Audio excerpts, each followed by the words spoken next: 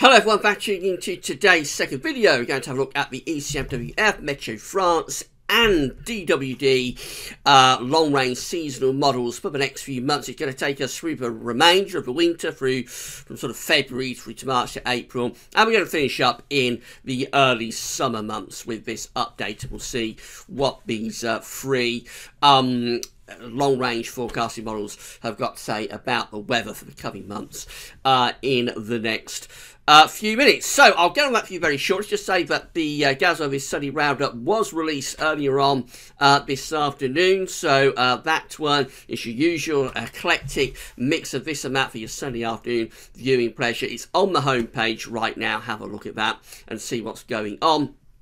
And then tonight there's going to be a live chat with myself and Quantum. You'll be able to see that on the homepage at GWV, also on Quantum's YouTube channel, and I'm linking to that in the description at YouTube. We'll be interactive. We'll be taking all of your questions on Twitter, on Facebook, on YouTube, at GWV's the website as well. So it won't be on GWV's YouTube channel, but I know sometimes this catches people out a little bit. They think that live chat will be on GWV's YouTube channel. It isn't. Streamed through Quantum's YouTube channel. Basically, I'm not up to speed with how to do live streaming, and I like to sit back and relax of the evening and let Quantum lead the chat. So that's the reason we do it on Quantum's YouTube channel. So don't go to GWV's YouTube channel think you'll see a live stream between 6 and 8 this evening. You won't. You'll have to go over to Quantum's YouTube channel, Quantum Overlord's YouTube channel, and you can get to that from the description at GWV's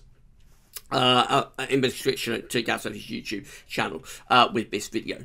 Right, so that's everything that's coming up at website today. We'll get on with the ECMWF, Meteo France and DWD 30-day, several month update. Right now, it's been a really long day when I'm doing this video on Friday night. So we're going to start off with the mean sea level pressure anomalies from the Meteo France seasonal model, and the first tri-monthly period that we're looking at here is February, March, April. So this takes us through the remainder of the winter and into the spring. We see that Meteo France is forecasting a large blocking feature to be sitting to the north of the UK and the north of Europe for this late spring, late winter, early spring period. We've got a big area of above average heights, a big blocking feature. Up here we've got below average heights to our south, and you'd expect us to be pulling in the winds from an easterly direction. So you would have thought that would be a pretty cold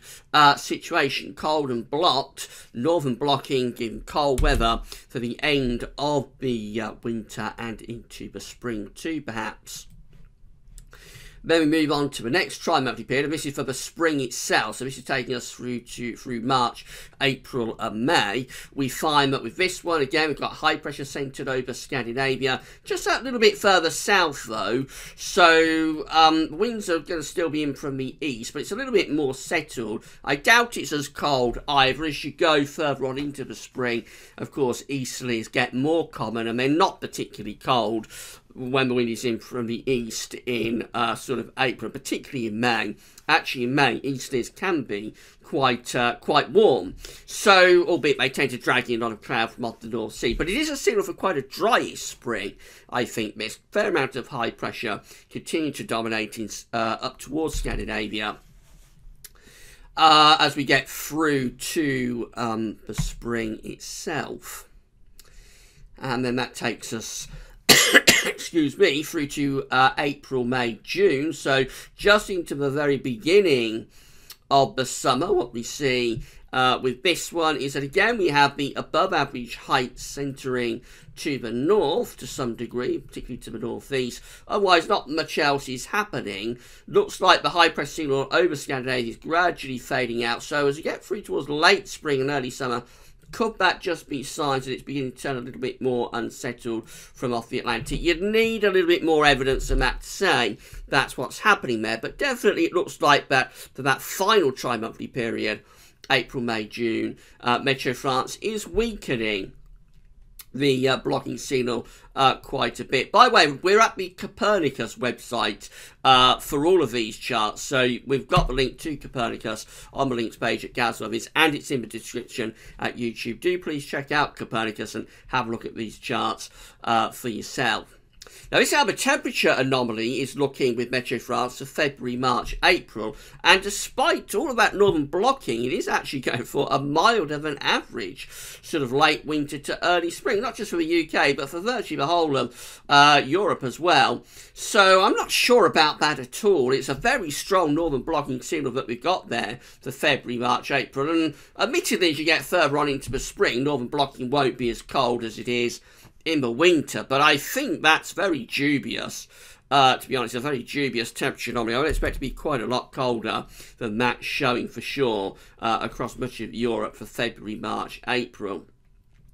Then we go through to March, April, May. We've got the high pressure centering over Scandinavia. We're losing the sort of northern blocking towards Greenland. We do still have a high pressure centered over Scandinavia, which you tend to get quite a lot in the spring, to be honest. And by the time you get through to May, easterly winds, as I say, are going to be relatively mild, potentially even quite warm. So that's probably okay, a little bit milder than average for the spring overall, caused primarily by what could be quite a warmish May. That's fine, that's okay. It's just that earlier spring period that I do have some doubts about. April, May, February, March, April, I think could be quite a bit colder than that was suggesting. And then we go through to the final tri-month period, which is April, May, June. And we see that it's a little bit milder than average there for the UK and Ireland. Much of Northern Europe is warmer than average as well. So relatively mild temperatures throughout all three tri-monthly periods with Meteo France going into the early summer. Precipitation anomalies from Meteo France for February, March, April tri-monthly period shows that much of Northern Europe is drier than average. So around Norway is drier than average. Around Iceland to the north of Scotland is drier than average there. It looks wetter than average though across southern parts of Europe. Again, this will be indicative and in line with more of a southerly tracking jet stream, and all of this drier than average stuff to the north of Europe, out in the northwest of the British Isles. That's all down to northern blocking with lots of high pressure sending to our north. Otherwise, in between, just generally quite close to average, really, with the precipitation anomaly there from February, for February, March, and April.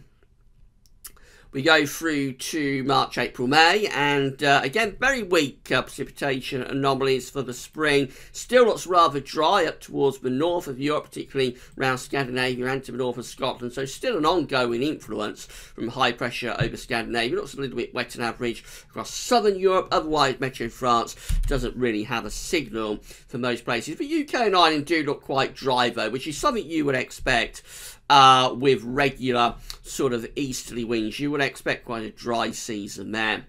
And then we go through to April, May, June, and we find that we're losing those drier than average conditions to our north to some degree.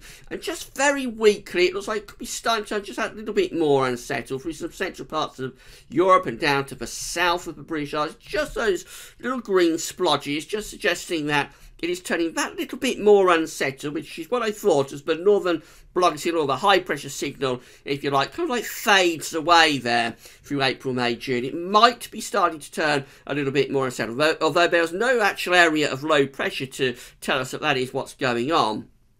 I think it does look as though as the high pressure begins to fade away later in the spring through to the early summer, it possibly starts to turn a bit more unsettled. I think it's the evidence of that from these green, wetter than average sort of splotches that are around the place. But again, it's a very weak signal, and most parts of Europe actually have no signal for precipitation from Meteo France. Right, let's go over to the ECMWF then. So this is mean sea level pressure anomalies from the ECMWF. We're starting again, February, March, April. We find that we've got high pressure. We've got high pressure there around Greenland with the mean sea level pressure anomaly with low pressure, trough of low pressure, centred over the UK and much of Western Europe. And you would expect, again, this to be quite a cold scenario.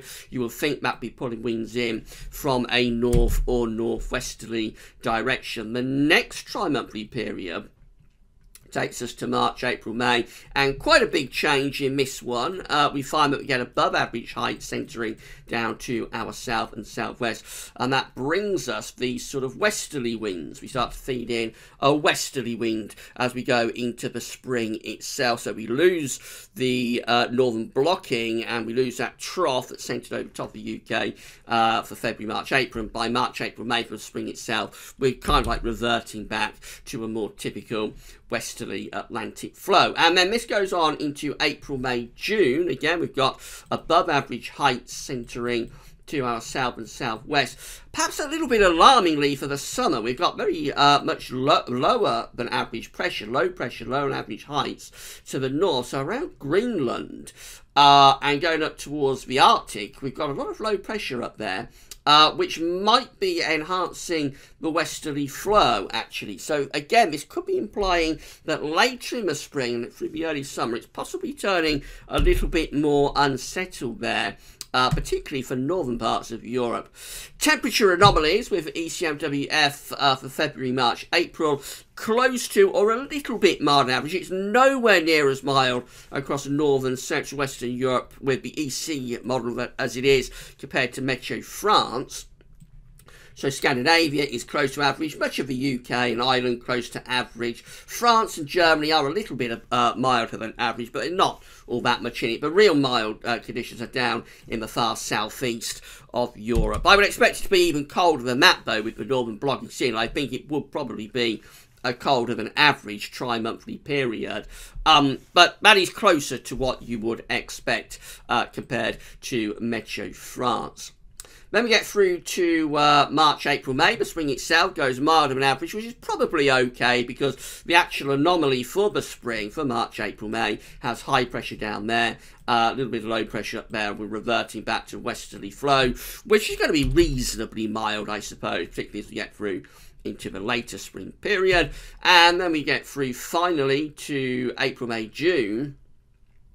And this one again looks a little bit milder than average for the UK and Ireland. In fact, much of Northern Europe is coming out milder than average through this sort of, excuse me, again, mid to late spring and early summer period. ECMWF precipitation anomalies for February, March, April, wetter than average of the UK and Ireland, wetter than average for much of France as well. So above average precipitation coming up through the next tri-monthly period. Northern parts of the Atlantic and over towards Scandinavia look drier than average. Again, that is indicative of the northern blocking that's sitting up to the north. And of course, with northern blocking and still favouring northerly and perhaps even easterly winds, the precipitation that we see here across the west of Europe, certainly early on in the period, the sort of February-March part of the period, particularly February, a lot of that precipitation might well be wintry, so potential for snow you will think there as we go through February, March, April, particularly early on in the period.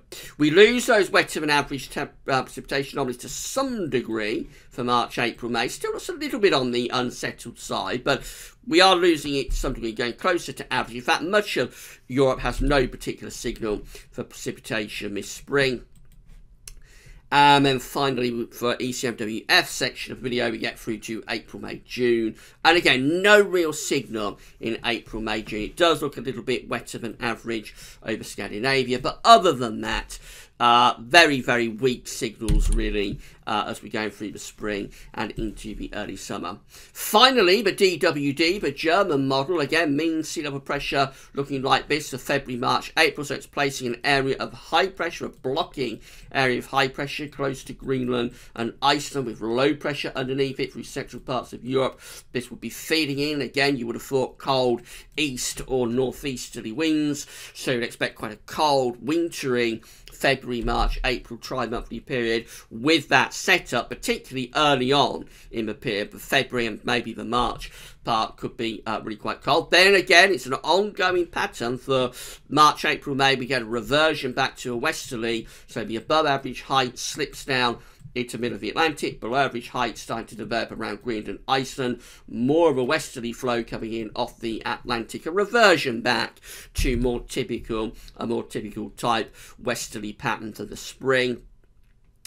And then we go through to April, May, June, and we find the mean sea level pressure anomaly looking like that. So still a ridge in the middle of the Atlantic, still this idea of lower pressure coming back to Greenland and Iceland, and still possibly turning a bit more unsettled there late winter and into spring with more of a westerly flow. Temperature anomalies are cooler still for February, March, April with the DWD. So most parts of Europe have no particular signal. It is warmer than average up here around Iceland and to the north of that, going up towards Greenland. The reason, of course, is all the high pressure that's sitting up there. But otherwise, most of Europe, away from this southeastern corner anyway, where it is quite mild, down around the Black Sea and down towards Greece, it's mild there. But otherwise, other than that, most places, again, coming out with average temperature anomalies. I think it could be a colder than average 3-monthly period overall for February, March, April. March, April, May with the DWD is going milder than average across Scandinavia and Northern Europe, UK and Ireland, close to or a little bit milder than average for the spring. And then we go through to April, May, June, and we find that again it's milder than average for much of Northern Europe. So clearly we're starting off cooler there. It's not going for a colder than average tri-monthly period, but then these long-range models very rarely do. But it is quite cool to start off with, seemingly, and then it gets milder the further on that we go. And then finally we've got the precipitation anomaly from the DWD for February, March, April. And again, it's looking drier than average out in the Atlantic, in the North Atlantic and over towards Scandinavia. Bit wetter than average in the south of Europe. Again, could be indicative of a bit of a southerly tracking jet stream down there with the wind and the jet stream and the flow coming into Northern Europe from a northerly or easterly direction. Again, very weak signals for precipitation away from Northern Europe, close to the blocking, where it's drier than average. Most places have no signal except in the southeast of Europe, where it is wetter down there. Moving through to the spring, March, April, May. Again, no clear signal for precipitation. Recurring theme throughout these models for the spring into the early summer. No real signal at all. Most places just in those white shaded areas. And then we go through to the final tri-monthly period, April, May, June. And again, very little sign of a particular signal. Most places having no signal in that large white area. The model really struggling to get a signal for precipitation as we get through the spring and into the early summer, which of course is a recurring theme with all of these models that we've looked at, the 3 of them, with this update. So let's come back to the most interesting part of this, which I think is the first tri-monthly period. It's February, March, April.